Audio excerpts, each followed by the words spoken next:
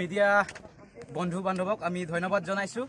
আজি আমি ইয়াত গোট খাব লগা মেইন উদ্দেশ্যটো এইটোৱে, সেপ্টেম্বৰ মাহত কাৰ্বি আংলঙৰ 6টা সন্ত্ৰাসবাদী সংগঠন লগতে অসম চৰকাৰ আৰু ভাৰত চৰকাৰ আৰু কাৰ্বি আংলং অটোনমাস কাউন্সিলৰ মাজত এখন চুক্তি হৈ গৈছিল, যিটো চুক্তিত তাত লিখা class 2.3 10 seat open for all community বুলি এটা চুক্তিত লিখা হৈছিল।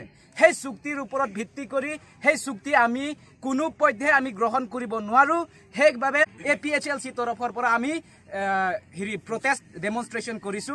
তো ক্লাছ 2.3 লিখা মতে 10 seats open for all বুলি লিখাটো একেবাৰে কনষ্টিটিউচনৰ এগেইনষ্টত গৈছে, কিয়নো 6th শিডিউল কনষ্টিটিউচন দি আমাৰ কাৰ্বি আংলং অটোনমাস কাউন্সিলখন চলে। সেই কনষ্টিটিউচনত লিখা আছে যে পেৰাগ্ৰাফ 20 লিখা আছে সেইখন tribal area, Karbi Anglong autonomous কাউন্সিলখন ট্ৰাইবেল এৰিয়া।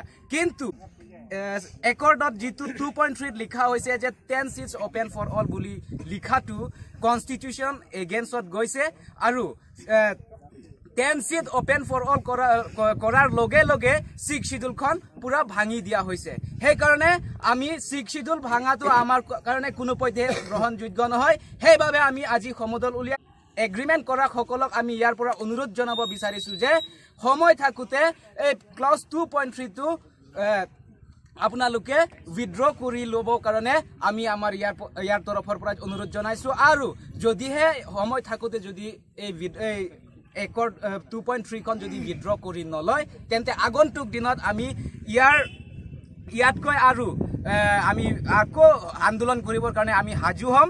আৰু যদিহে এই আন্দোলনত যদি কোনো কিবা যদি হৈ যায় তেনেহ'লে সেই দায়ী আমাৰ কাৰ্বি আংলং অটোনমাস কাউন্সিল আৰু পিছ একৰ্ড যিকেইটা এগ্ৰিমেণ্ট কৰিছে তেওঁলোকে দায়ীটো ল'ব লাগিব। এইটোৱে কৈছো।